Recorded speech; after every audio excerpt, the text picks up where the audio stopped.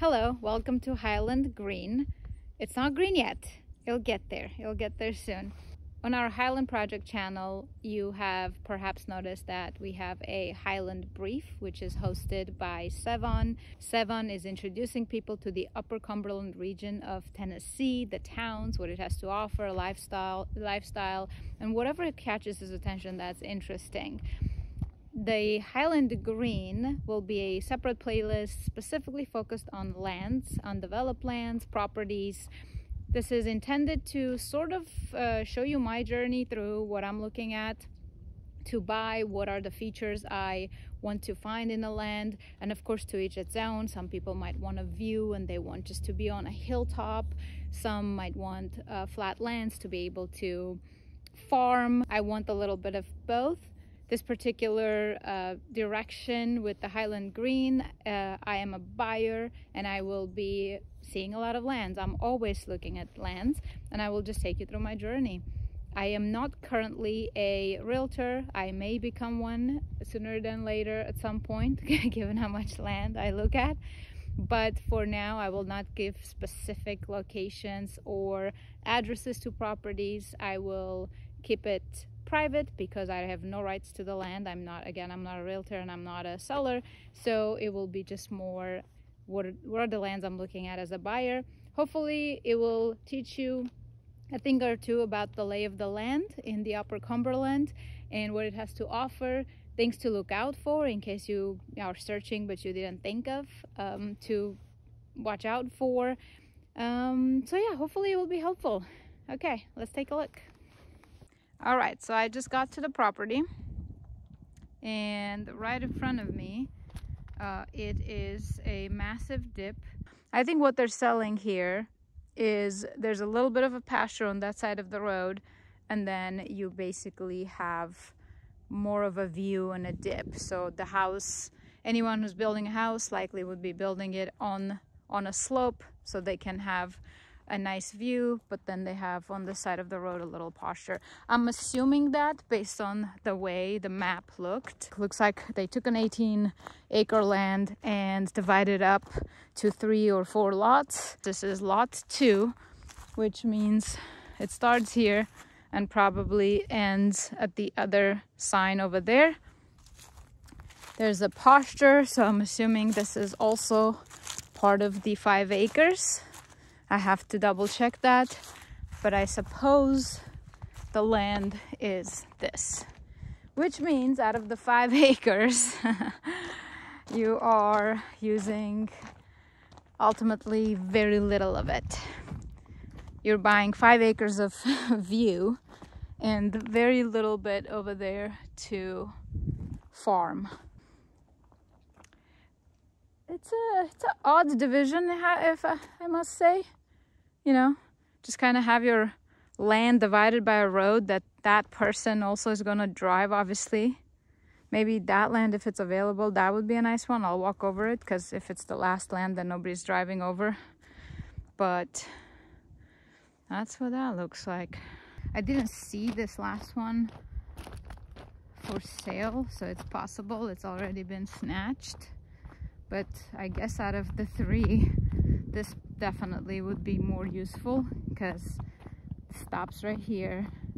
No other people would be coming into your space. It would be a bit more private.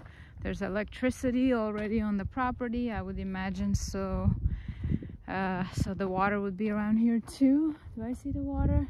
I'm not seeing any blue posts, so I have no clue if there's water on property. Yes, there is. Let me go show you. I think that might be useful. Given that the utilities are at the pasture area, this already answers my question, which means this would be part of the land as well, part of the 5 acres. So here, this means electricity is already here, and they even have actually a working temp pole, which is pretty cool.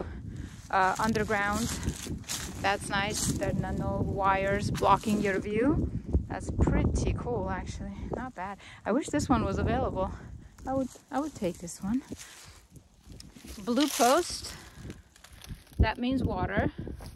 Yellow flags mean gas, which I'm not seeing, or maybe, what is this? Is this gas? Okay, so we have electricity, we have water, which is the blue, and yellow means gas. What else was there? Green means sewer. Usually up here, I doubt there will be sewer, and I do not see any green, although I do see green over here. There's no way there's sewer here. Septic is what would be appropriate here, but I don't know. Actually, worth finding out. Usually green flags or posts mean sewer, but I'm unsure about that particular way of displaying. I haven't seen that before. So this particular land is almost 8 acres, 7 point something. So yeah, this would be nice. I bet this is already somebody's.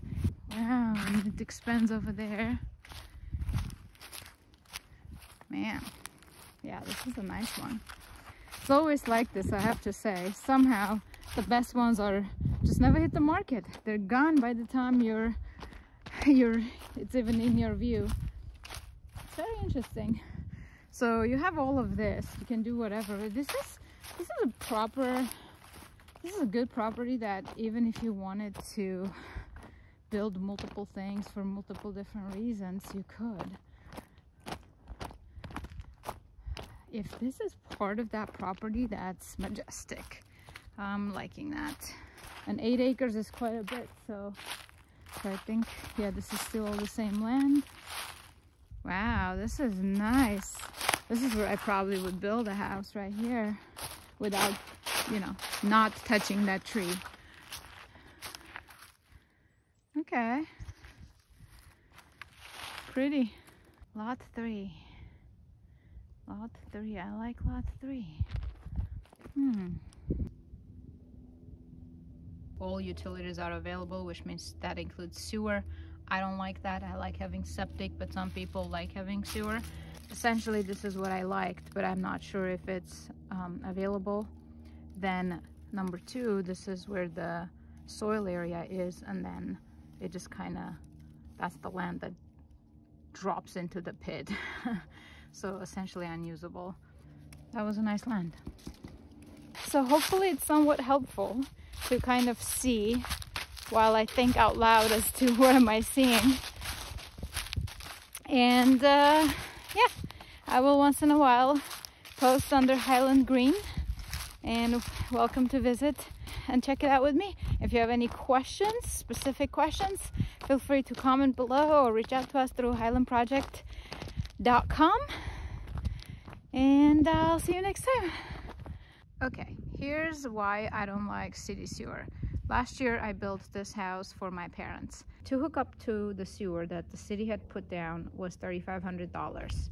So then it's about, what is it, like about $800 to $1,000 to dig the line, another $1,000 or more, $1,500 maybe, to have the plumber to put the plumbing in place.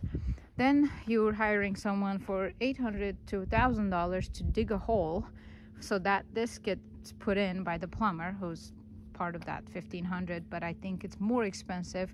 I tried my best to be resourceful. Then you pay another $1,000 or more to an electric to hook that system up. So and then the machine itself, the pump itself, is $4,000. So all in all, you're looking at a system that costed me about $12,000 or more, and I'm not even independent, right? So I have to still pay $700, well, not me, but my parents pay $700 per year for sewer, and I would much prefer to have septic that it's mine, and I can pay just $350 every few years to just pump it.